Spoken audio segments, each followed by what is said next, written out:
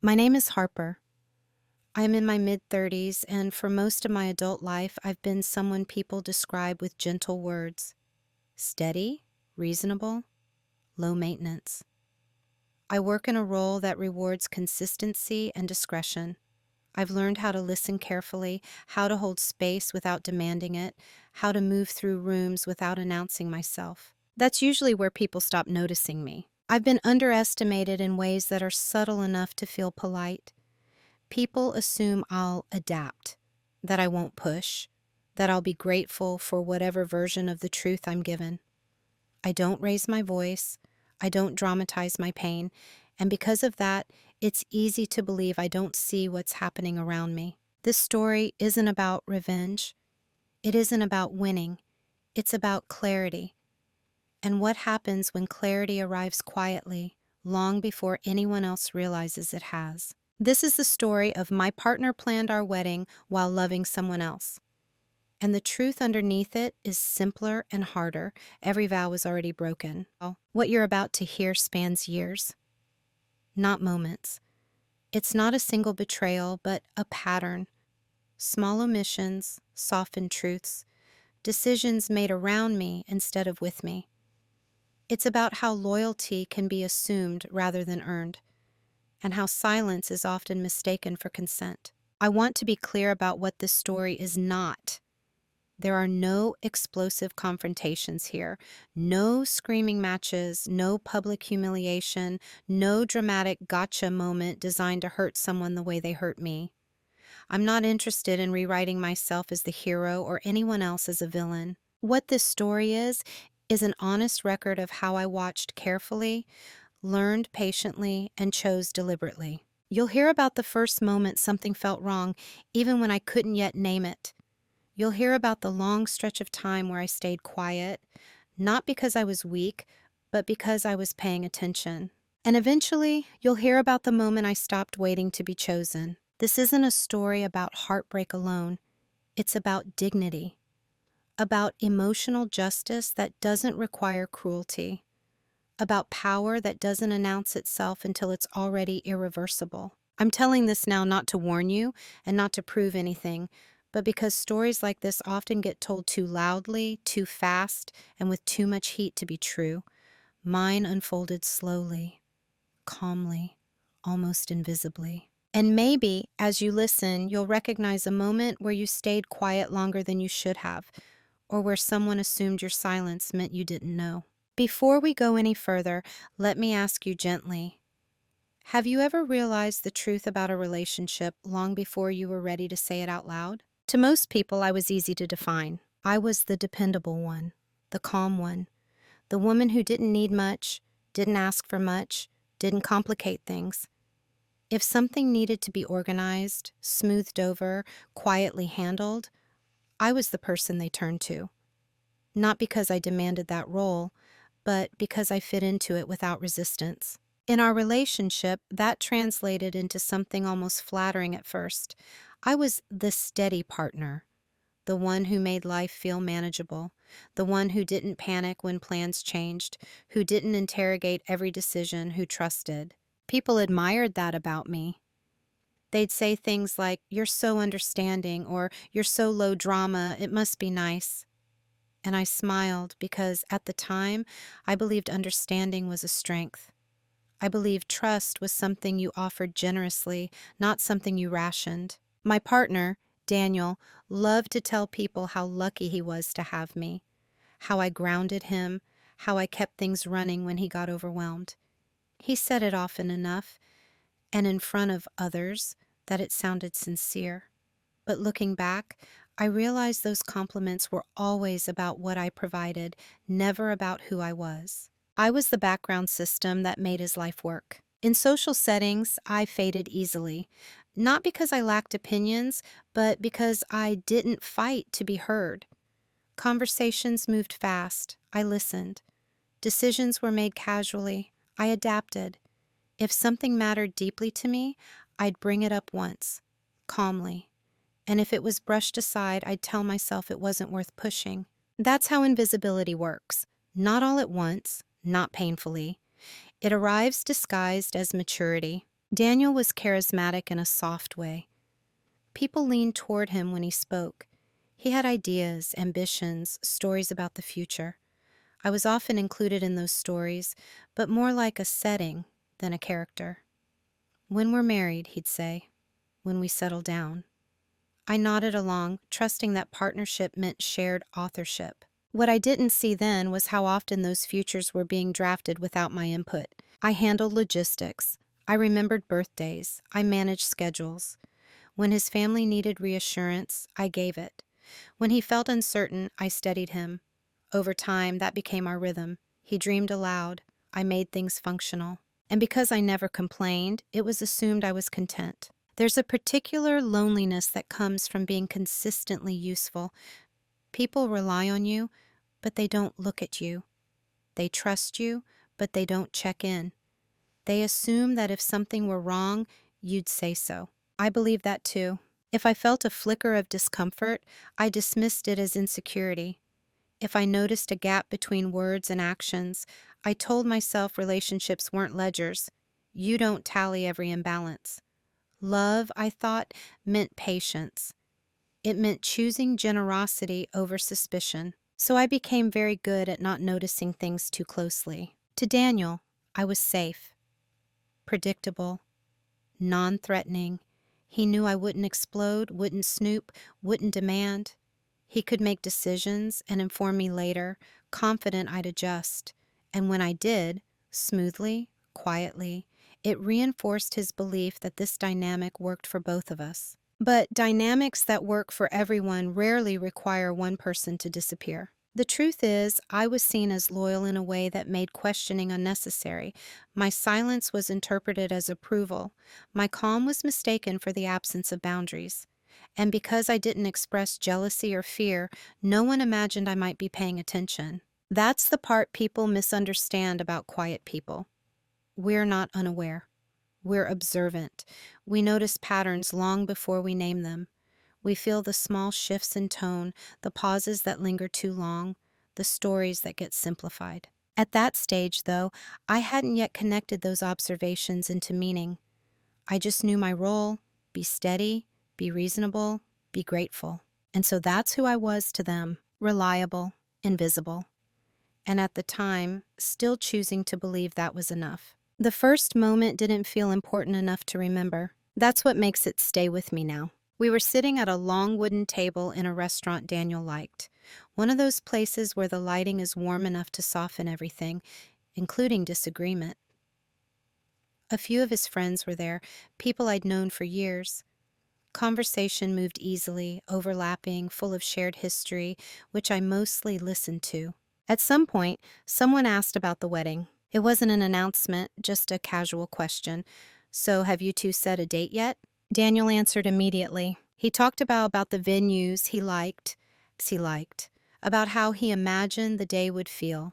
Intimate, relaxed, very us. He spoke with confidence, like someone recalling a decision already made. Heads nodded around the table. Someone smiled at me and said, "That sounds perfect." I smiled back. What struck me wasn't that Daniel was talking. It was as if he were speaking for me without ever checking in, not with a glance, not with a pause. He didn't ask, "Right?" or "What do you think?" He didn't even turn toward me. I remember thinking briefly, "That's odd," and then I let it go. Later that night, when we were alone, I mentioned it lightly. I said something like, "I didn't realize you had such a clear vision of the wedding." I kept my tone neutral, curious, the way I always did when I didn't want to sound accusatory. He laughed, not unkindly, just a soft dismissal. "I was just talking, you know how it is." And that was it. No follow-up, no invitation to share my thoughts, no sense that my absence from the conversation had mattered. That was the first small cut. It didn't bleed. It didn't ache. It was the kind of thing that disappears if you don't look at it directly. Everyone else at that table walked away thinking they'd witnessed a normal, happy moment. A man excited about his future. A woman is quietly supportive. I was the only one who noticed the missing space. Over the next few weeks, similar moments surfaced. Daniel would mention plans he'd discussed with others, travel ideas, timing, even guest lists before he mentioned them to me. Not because he was hiding them, but because it didn't occur to him that I should be part of the initial conversation. When I brought it up gently, he framed it as efficiency. I knew you'd be fine with it, or as praise. That's one of the things I love about you. You're so flexible. Flexibility, I learned, can become a justification for exclusion. Still, I didn't challenge it. I told myself this was what trust looked like, that not everything required consultation, that I didn't want to become someone who nitpicked every detail of a shared life. So I adjusted. I started listening more carefully, not suspiciously, just attentively. I noticed how often decisions were described as fates accompli, how rarely I was asked what I wanted as opposed to what I was okay with. And yet everyone else seemed comfortable. There were no raised eyebrows, no awkward silences.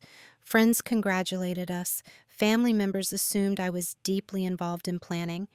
If anything, they praised Daniel for being proactive. The absence of an alarm made it easier to doubt myself. I wondered if I was being overly sensitive, if this were simply how partnerships evolved, if my discomfort was something I should work through privately rather than burden the relationship with it. That's the insidious part of the first small cut. It teaches you to minimize your own perception. Nothing dramatic had happened.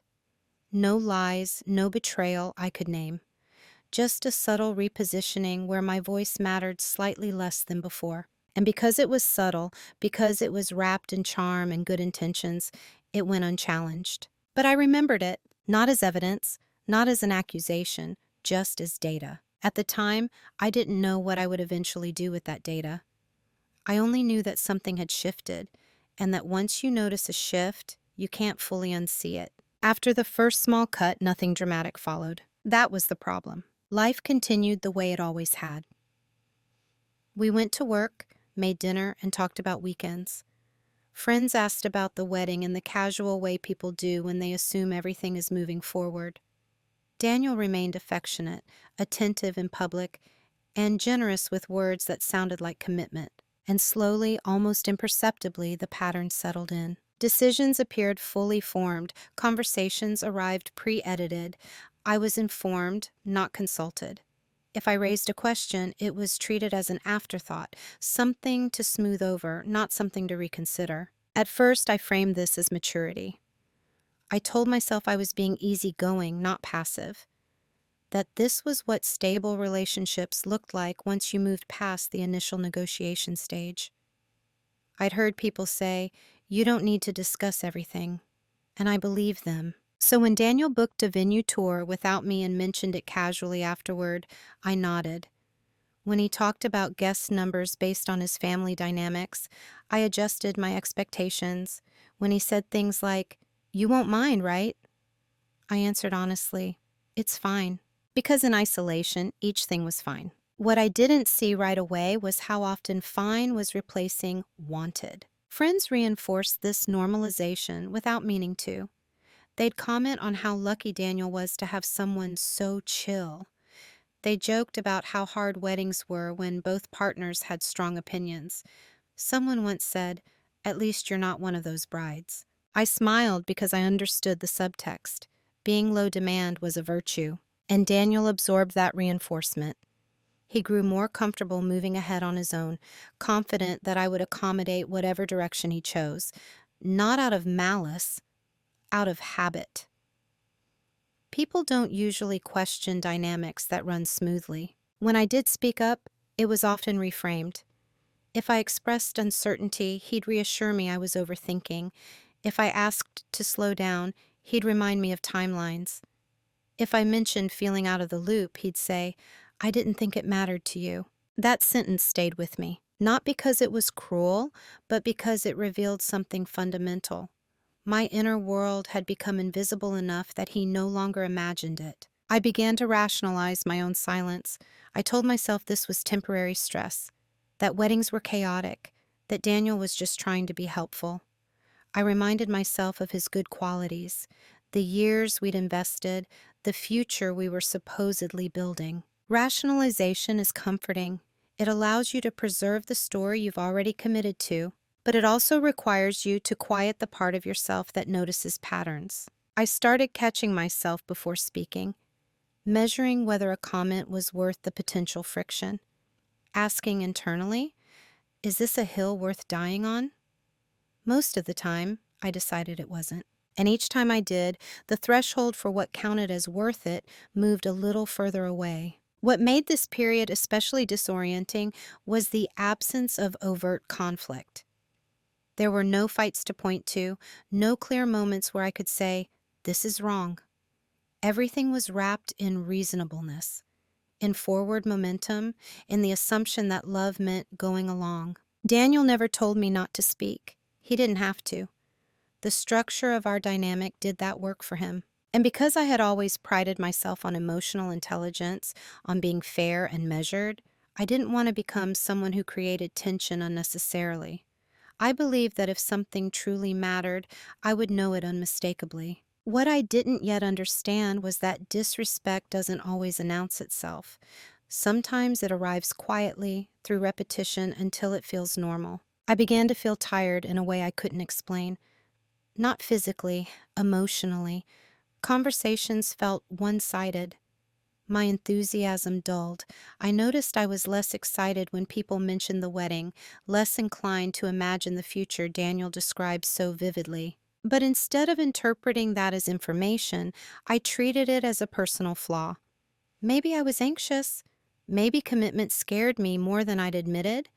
Maybe this was something I needed to work through internally. So I stayed quiet. I stayed agreeable. And in doing so, I helped normalize a version of our relationship where my presence was assumed, my consent implied, and my voice optional. At the time, I thought I was protecting the relationship. What I was really doing was teaching everyone, including myself, what I was willing to tolerate. It took time before I understood that I hadn't just fallen into a pattern, I had been assigned a role. Not formally, not maliciously. Roles like this are rarely announced. They emerge quietly, shaped by expectation and reinforced by repetition until everyone assumes they've always existed. Mine was simple. I was the reliable one, the stabilizer, the person who absorbed uncertainty so others didn't have to. In Daniel's life, I became the constant backdrop against which everything else moved. His work stress, his family dynamics, his ambitions, they all flowed toward me, and I received them without complaint. I listened, I reassured, I adjusted my own needs to keep the larger picture intact. And because I did it well, no one questioned whether I should continue doing it. Planning conversations about the wedding made this especially clear. When decisions came up, Daniel spoke in terms of logistics, efficiency, and momentum. I was looped in once parameters were set, invited to react rather than create. If I hesitated, it was framed as slowing things down. At some point, I realized that my role wasn't to co-author the future, it was to validate it. Friends and family responded to me accordingly. They asked Daniel about plans and then turned to me for confirmation, as if my agreement was a formality. People said things like, "You're so good at keeping him grounded," or "He needs you to balance him out." Those comments were meant as compliments. What they actually did was lock me into a function. Balancing someone else means adjusting yourself. The most unsettling part was how natural it all felt. I had spent years cultivating a sense of calm, of being the person others could rely on. I didn't realize that strength, when left unquestioned, can become a cage. I noticed how rarely anyone asked me direct questions anymore. Not just about the wedding, about my thoughts, my hesitations, my desires. When I spoke, people listened politely, but the conversation didn't shift around my words. It moved on, as if my perspective was supplementary. Daniel, too, interacted with me through this lens. When something went wrong, he came to me for stability. When something went right, he shared it as an outcome, not a collaboration. He trusted me implicitly, but in a way that assumed I would always absorb the cost of his choices. There's a particular kind of invisibility that comes from being seen as strong. People assume strength means self-sufficiency. that you don't need space, that you don't require care in the same way. I didn't resist this role, not openly. Part of me believed it was temporary, that once the wedding stress passed, equilibrium would return. Another part of me took pride in being the one who could handle things. But quietly, something shifted. I began to see how limited the role actually was, how little room is left for my own complexity. I wasn't allowed to be uncertain or needy or even particularly curious without disrupting the system. My job was to be agreeable, not inquisitive. And systems don't like inquiry. I started to recognize moments where my emotional responses were subtly discouraged. If I looked disappointed, Daniel reassured me before I could explain. If I asked why something had been decided a certain way, he defended the decision instead of exploring it. The message wasn't, "You're wrong." It was, "This is already settled." That's when it became clear the role I'd been assigned required my silence. Not absolute silence, but a curated one. Speak when it is affirmed, quiet when it's complicated, present but never obstructive. Understanding this didn't make me angry. It made me alert. For the first time, I stopped asking myself whether I was being reasonable and started asking whether the structure itself was. I didn't confront Daniel. I didn't announce this realization to anyone. I simply took note of it. I watched how easily people interacted with me when I stayed in character and how subtly they resisted when I stepped outside it. And I began to understand something essential. Roles only persist as long as everyone agrees to play them. At that moment, I was still playing mine, but I was no longer unaware of it. The day something shifted didn't come with an argument. There was no raised voice, no accusation, no dramatic reveal. It arrived quietly, in the middle of an ordinary afternoon, and it changed the way I heard everything after it. I was at home, working from the dining table, when Daniel came in, talking, already mid-sentence, already somewhere else mentally. He mentioned a meeting he'd had earlier, a conversation that had gone well. Then, almost as an aside, he said something about the wedding timeline, about moving a date forward, about how it made sense, given other people's availability. Other people. I waited for him to pause, to ask what I thought. He didn't. Instead, he kept talking, laying out the logic, the benefits, the reasons it was easier this way.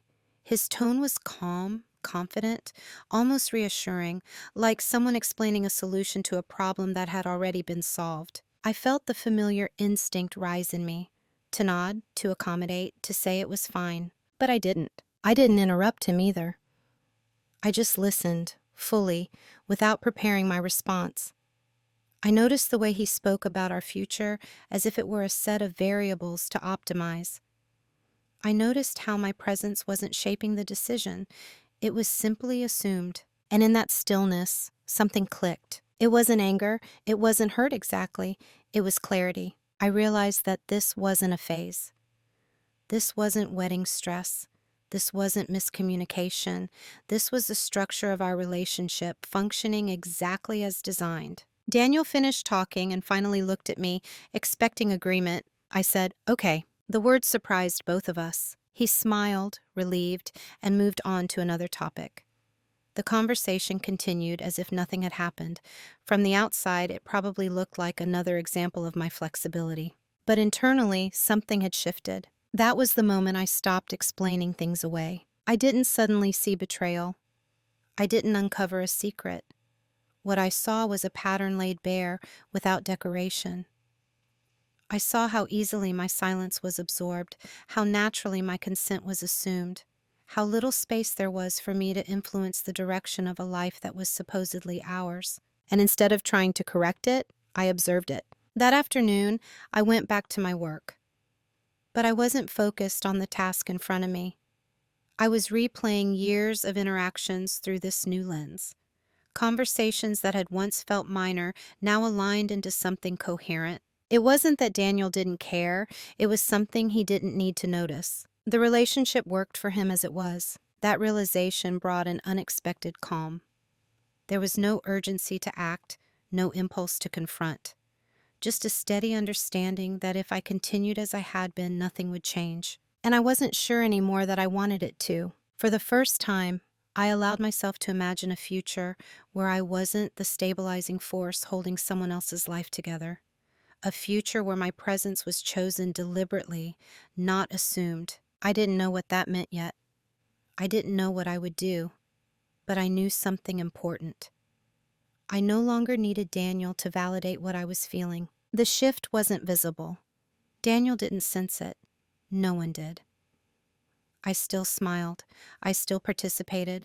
I still played my role well enough to avoid suspicion. But internally, the rules had changed. I stopped framing my silence as patience. I stopped believing that staying quiet was a form of love.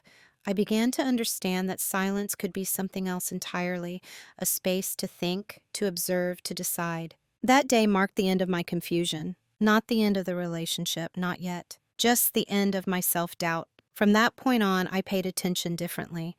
Not emotionally, but strategically. I listened for what was said and for what wasn't. I noted how often decisions were justified by convenience, and whose convenience that usually was. The shift didn't make me colder, it made me precise. And precision, I would soon learn, changes everything. After that day, my silence changed texture. Before, it had been reflexive, something I slipped into to keep the peace, to be reasonable, to avoid unnecessary friction. Now, it was intentional. I wasn't withholding words because I felt small. I was holding them because I was thinking. From the outside, nothing looked different. I was still agreeable, still present, still supportive in all the ways people expected me to be. Daniel didn't sense a withdrawal. If anything, he seemed more relaxed. My lack of resistance confirmed his belief that everything was on track. That misinterpretation worked in my favor. I stopped offering unsolicited reassurance. I stopped preemptively smoothing things over. Instead, I listened. I watched how often my absence from decision-making went unnoticed, how rarely anyone checked whether I was genuinely aligned or simply compliant. When Daniel talked, I didn't interrupt to clarify or correct. I let him finish. I noted patterns in his language, how often he said we when he meant I, how often plans were framed as inevitable rather than optional. Silence, I discovered, creates space, and in that space, people reveal more than they intend. Friends continued to praise my calm. Family members expressed relief that I wasn't stressed like other brides. No one asked what it cost me to be that way.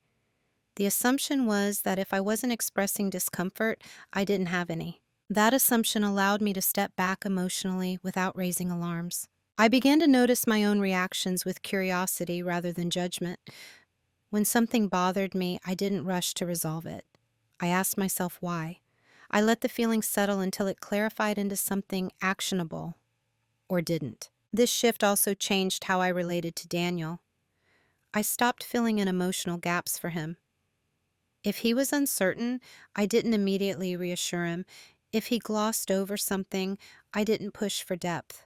I responded to what he offered, no more, no less. He didn't notice the difference, or if he did, he interpreted it as maturity, as trust, as proof that I was easy to be with. That was the irony. My strategic silence was mistaken for comfort. Internally, I was detaching, not dramatically, but methodically. I was no longer invested in making the relationship feel stable.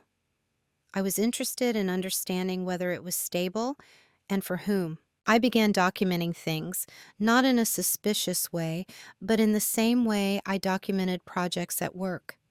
Dates, decisions, conversations, patterns. I wasn't building a case against Daniel. I was building clarity for myself. When something didn't sit right, I wrote it down instead of arguing about it. When a plan was presented as final, I noted when and how I'd been informed. Over time, a timeline emerged, one that didn't rely on memory or emotion. This wasn't about catching him in something. It was about seeing the whole picture without distortion. The more I observed, the more apparent it became that my silence was allowing things to progress quickly. Decisions moved faster without my input. Plans solidified without discussion. Daniel seemed energized by the momentum, and still I said nothing. Not because I was afraid of losing him, but because I wanted to understand exactly what I would be losing or gaining by staying. There's a misconception that silence is passive. That's something people fall into when they don't know what else to do. But silence can also be a boundary, a pause, a way of reclaiming agency without announcing it. In that period, I learned how powerful it is to stop correcting other people's assumptions, to let them act on what they believe to be true. Their behavior becomes very clear when it isn't being managed. Daniel continued planning, confident in my agreement. He spoke about the future with certainty. He made commitments that assumed my presence, my support, and my flexibility. And I listened. I didn't feel triumphant. I didn't feel vengeful. I felt steady. For the first time in a long while, I wasn't reacting. I was choosing when and whether to respond. That choice gave me something I hadn't had before: leverage. Not over him, over myself. And once you have that, silence is no longer something that happens to you. It's something you use. What no one noticed during that time was how much I was learning. From the outside, I looked unchanged, still present at dinners, still polite in conversations, still answering questions about the wedding with the same measured tone. People assumed that nothing had shifted because nothing visible had. But beneath that surface, I was preparing. Not for confrontation, not for escape, for understanding. I started paying attention to details I'd once brushed past. Noticing who Daniel spoke to first when decisions came up. Watching how information flowed, who had access to it early, who received it late, and who was expected to simply accept it. I noticed how often my name was invoked in conversations I hadn't been part of. "Harper's fine with it. We already talked about that." Sometimes those statements were technically true. Often they weren't. I didn't correct them. Instead, I noted how comfortable Daniel was speaking on my behalf, how natural it had become for him to narrate my agreement. That comfort told me more than any confession could have. At the same time, I began quietly strengthening parts of my life that had nothing to do with him. I reviewed shared finances, not suspiciously, just carefully. I refreshed my understanding of legal basics around shared assets, leases, and commitments, not because I planned to leave, but because I realized how little I actually knew about the structure I was standing inside. Information creates stability. Ignorance masquerades as trust. I also started paying attention to emotional patterns. How often Daniel seemed distracted when we were alone, but energized when he talked about work or future plans.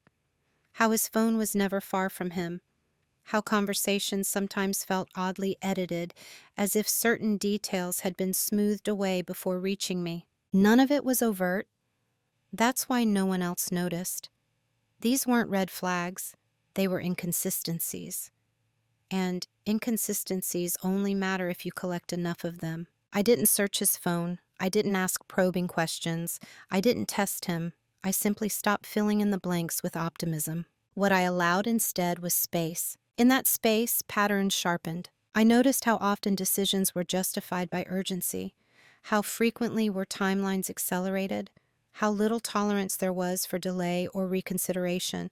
Everything needed to move forward, quickly, efficiently, without complication. That kind of momentum usually serves a purpose. I also noticed how my own emotional labor had gone largely unacknowledged.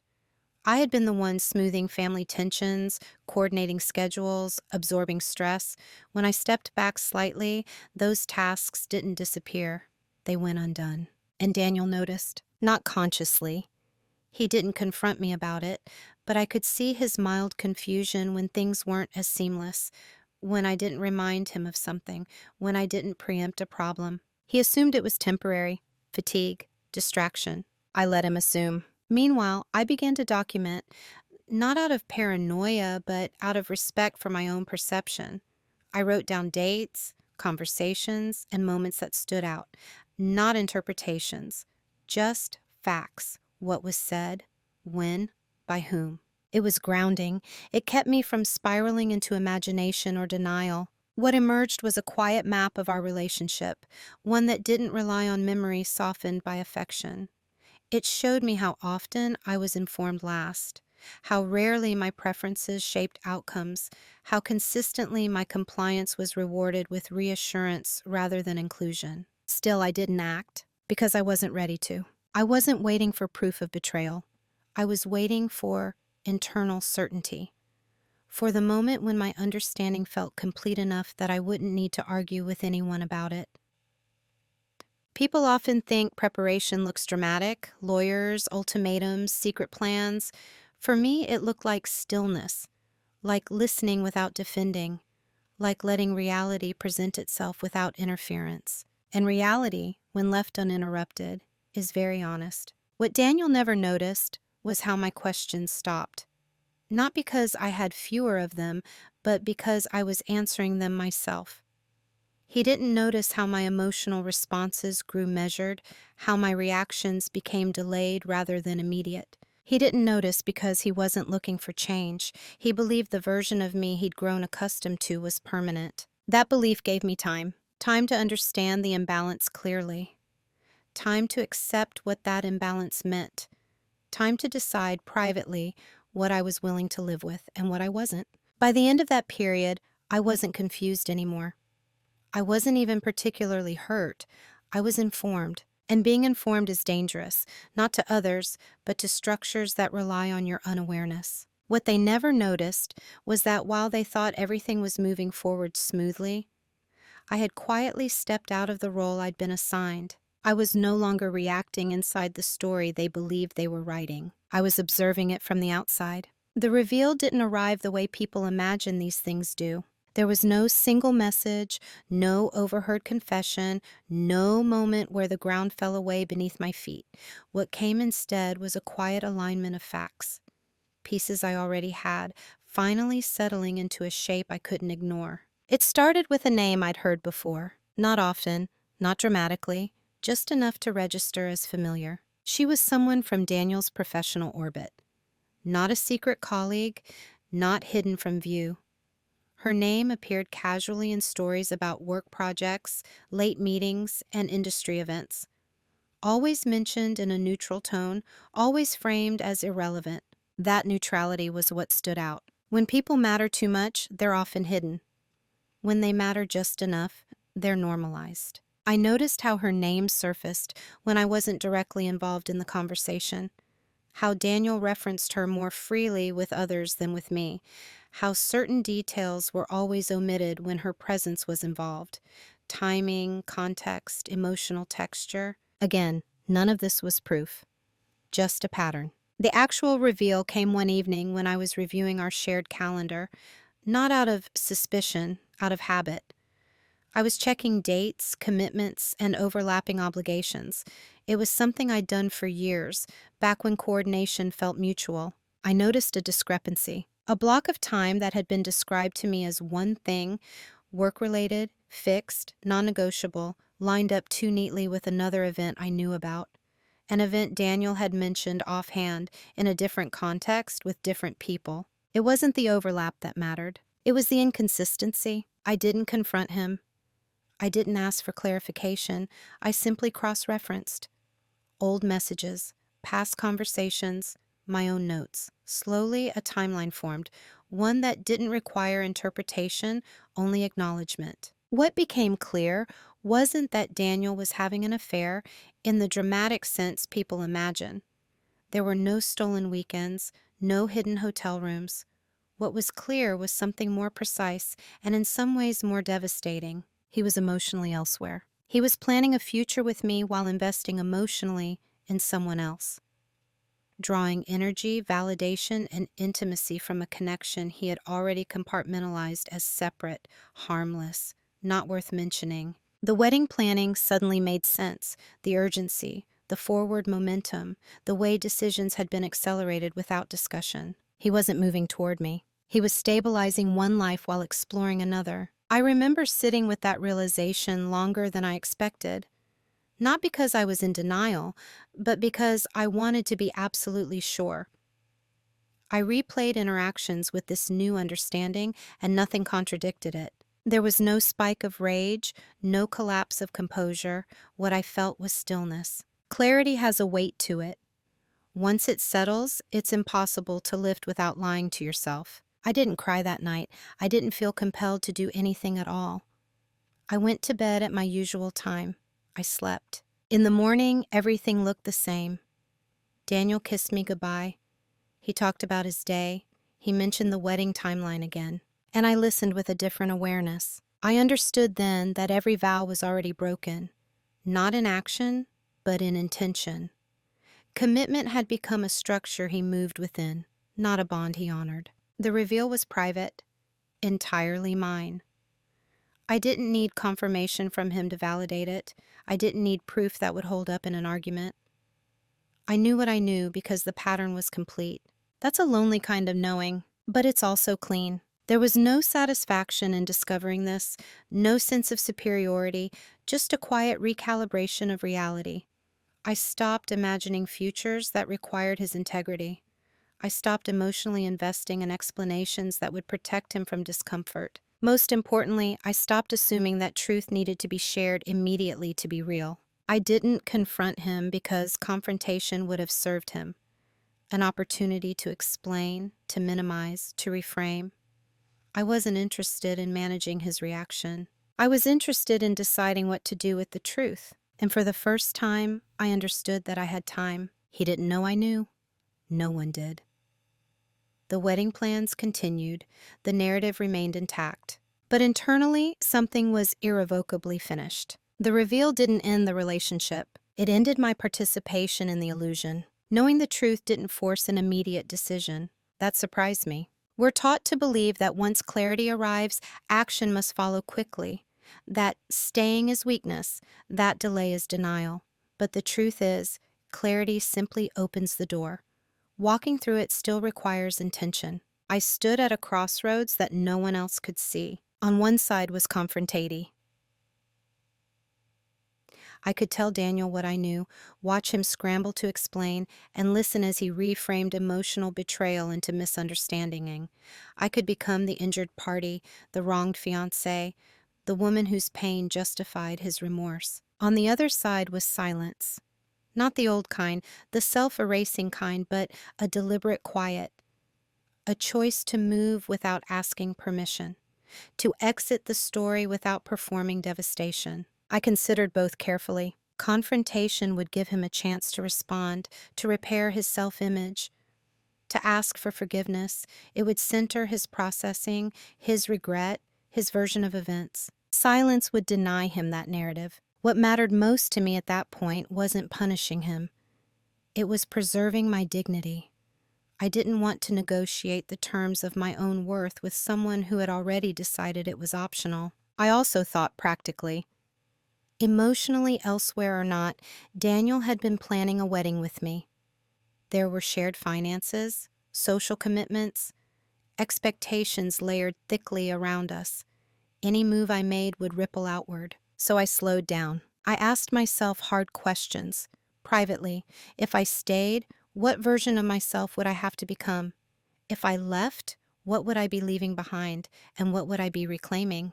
The answers were sobering. Staying would require me to keep managing his blind spots, to accept partial presence, to live inside a future where my intuition had already been proven right and ignored. Leaving would mean disrupting the narrative everyone believed. It would mean becoming the source of confusion, perhaps even blame.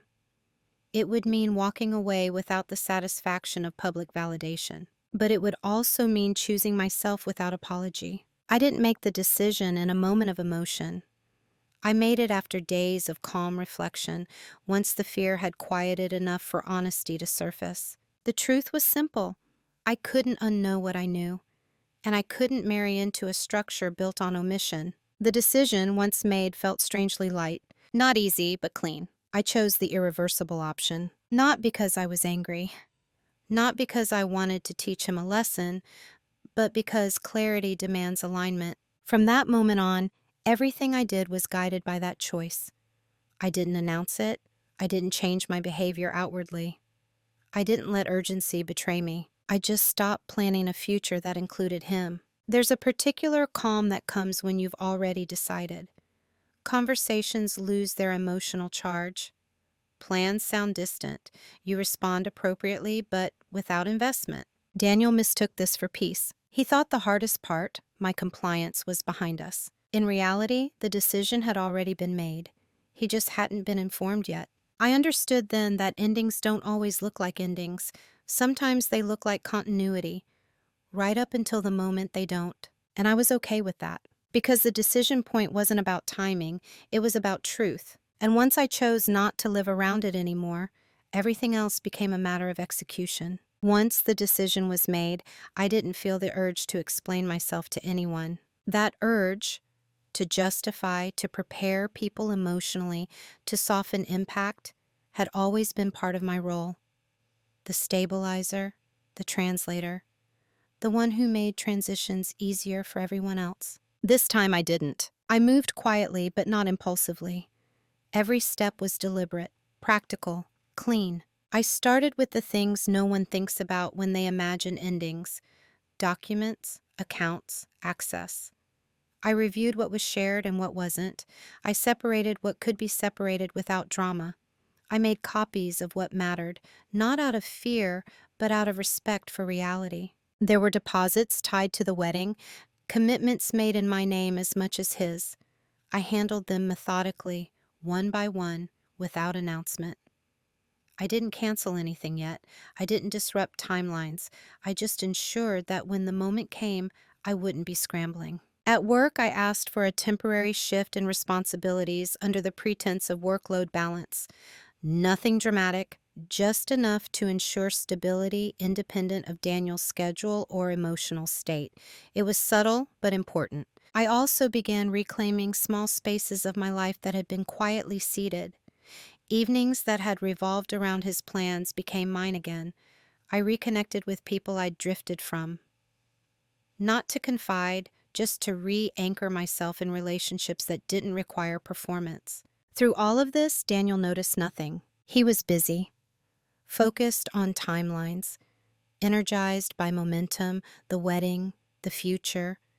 It all felt real and imminent to him. My continued calm reinforced that belief. He didn't realize that my calm was no longer for him. When he talked about shared plans, I listened without correcting. When he made assumptions about the future, I didn't challenge them. There was no benefit in doing so.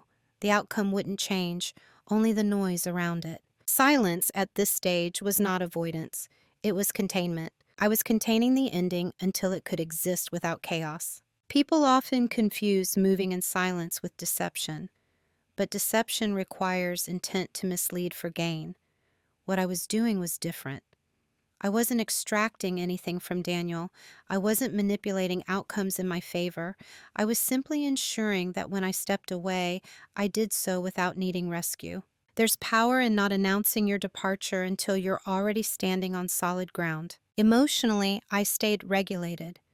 I didn't withdraw affection dramatically. I didn't punish him with distance. I behaved consistently because consistency was what the situation required. Internally, though, I had already let go. I no longer reacted to his mood shifts. I didn't internalize his stress.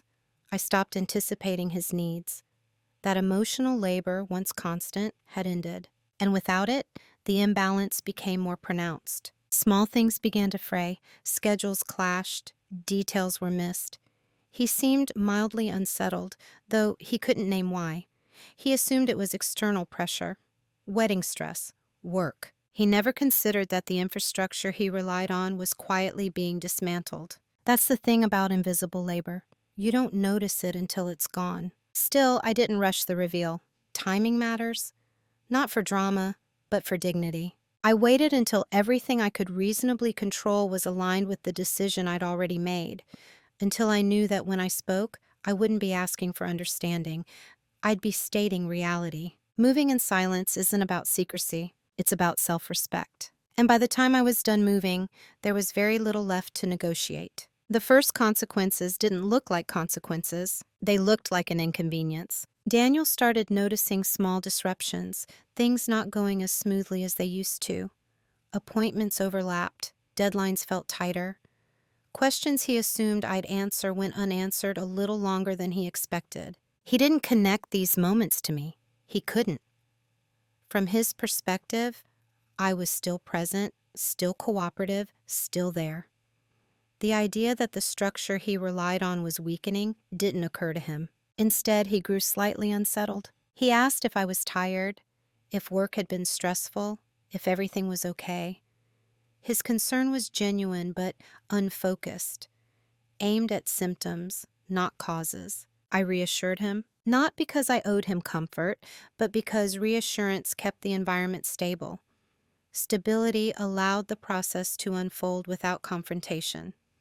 And I had no interest in premature explanations. As my emotional labor receded, other people began to feel it too. His family reached out with logistical questions I no longer preempted.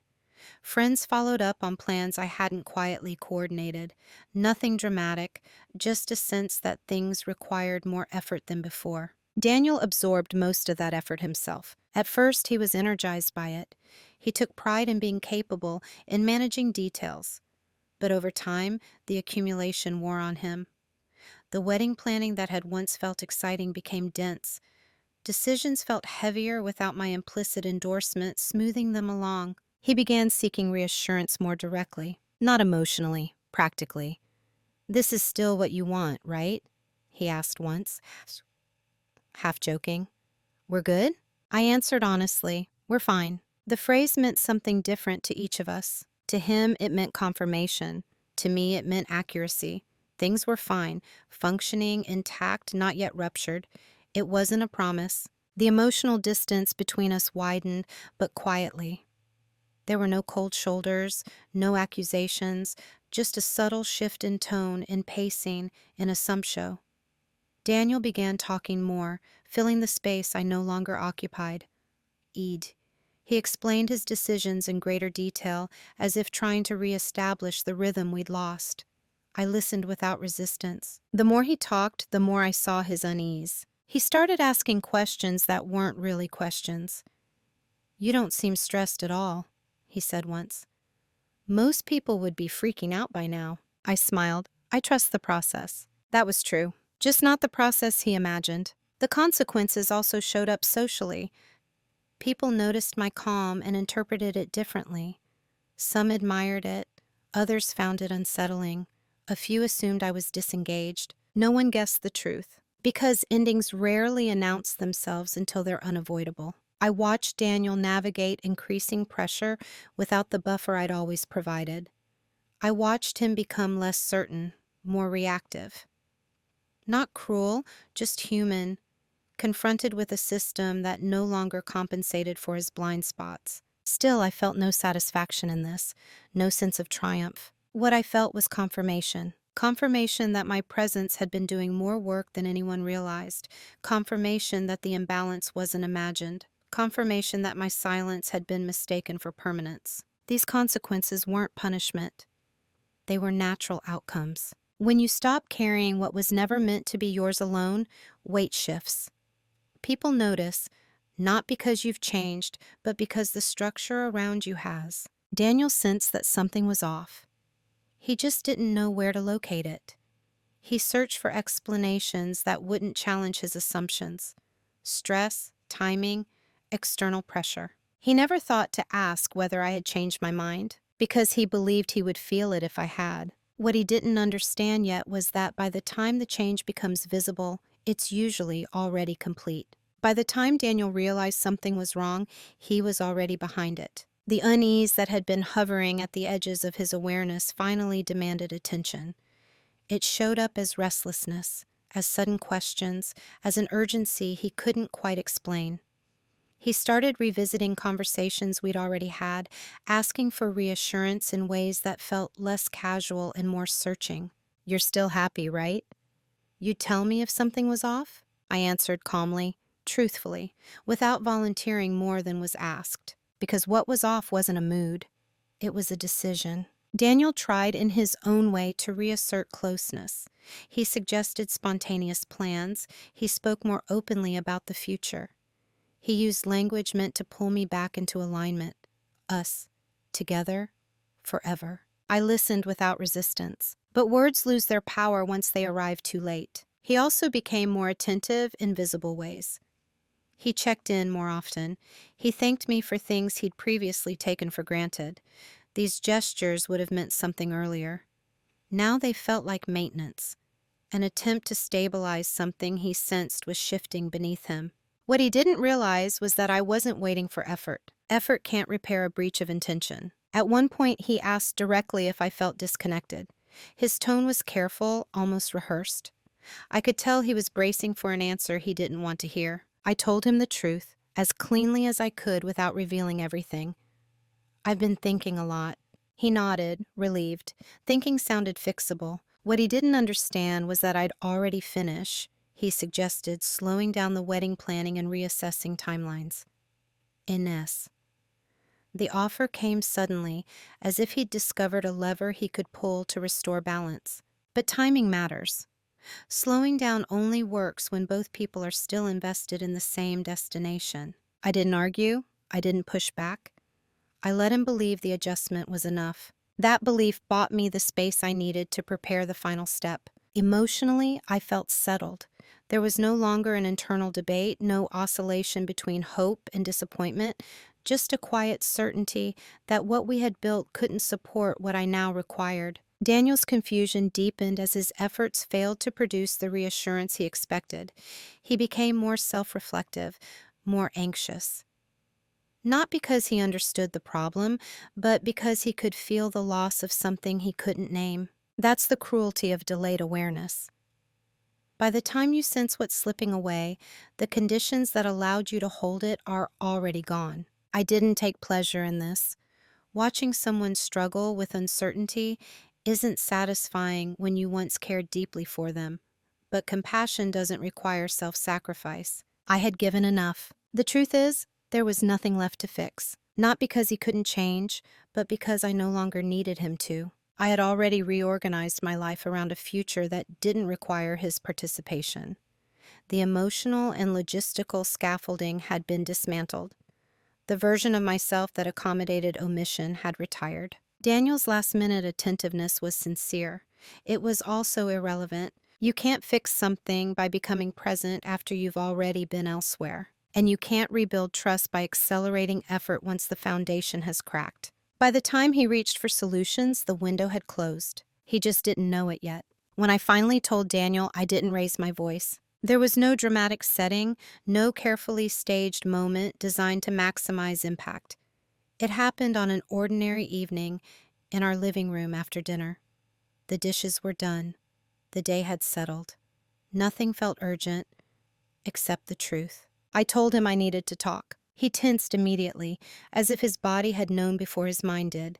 He sat across from me, attentive, concerned, ready to fix whatever he believed was broken. I spoke slowly. I told him that I wouldn't be moving forward with the wedding, that I had already made arrangements to step away, that this wasn't a pause or a request for space. It was a decision. He didn't interrupt at first. His face moved through confusion, disbelief, and something like calculation, as if he were searching for the version of the conversation he'd prepared for. He asked why. I didn't list grievances. I didn't cite evidence. I didn't mention her name. I said simply, I can't commit to a future where I'm optional. The room went very quiet. He tried to respond with explanations, with context, with assurances that whatever I was feeling could be worked through. He talked about stress, about miscommunication, about how much he loved me. I listened. When he finished, I said, I believe you believe that. It wasn't dismissive, it was precise. That was when panic surfaced. He asked what he could do, what I needed, whether we could slow down, start over, or talk to someone. I told him the truth. There's nothing you need to do. I'm not asking for change. That was the hardest part for him to understand. People are taught that relationships end because someone refuses to try. He wanted a task, a path back, a way to redeem himself through effort. I didn't offer one. He asked if there was someone else. I said no. He asked if I'd been unhappy for a long time. I said yes. He asked why I hadn't said anything sooner. I paused before answering. Because I was paying attention, I said. And once I understood what I was seeing, I didn't need to talk about it. That answer unsettled him more than anger would have. There was no argument to win, no emotion to counter, just a boundary that existed whether he liked it or not. I didn't accuse him of betrayal. I didn't demand apologies. I didn't explain how I knew what I knew. Some truths don't require disclosure to be valid. Eventually, he went quiet. He stared at the floor, then at me, as if searching for the person he thought he knew. The version of me who would reassure him, who would soften the blow, who would stay to manage the fallout. I didn't become that person again. I told him I would be moving out within the week, that the logistical details had been handled, that there was nothing urgent he needed to respond to. I wished him well, not as a performance, as a conclusion. The conversation ended without resolution, not because it was unfinished, but because it didn't need one. There was no heat in that room, no shouting, no collapse, just the quiet recognition that something fundamental had ended and that no amount of explanation could reopen it. After I left, life didn't dramatically improve overnight. That's another myth, that clarity immediately turns into happiness. What it actually turned into was space, and space at first can feel empty. I moved into a smaller apartment on the other side of the city. It was quiet in a way I wasn't used to. No shared schedules, no constant negotiation, no need to anticipate someone else's needs before my own. For a while, I noticed how often I still thought in terms of we, how instinctively I considered another person's preferences when making simple choices. That conditioning doesn't dissolve the moment you walk away, but it does loosen. Without Daniel's presence, I began to notice parts of myself that had gone dormant. My opinions returned first, not loudly, but confidently.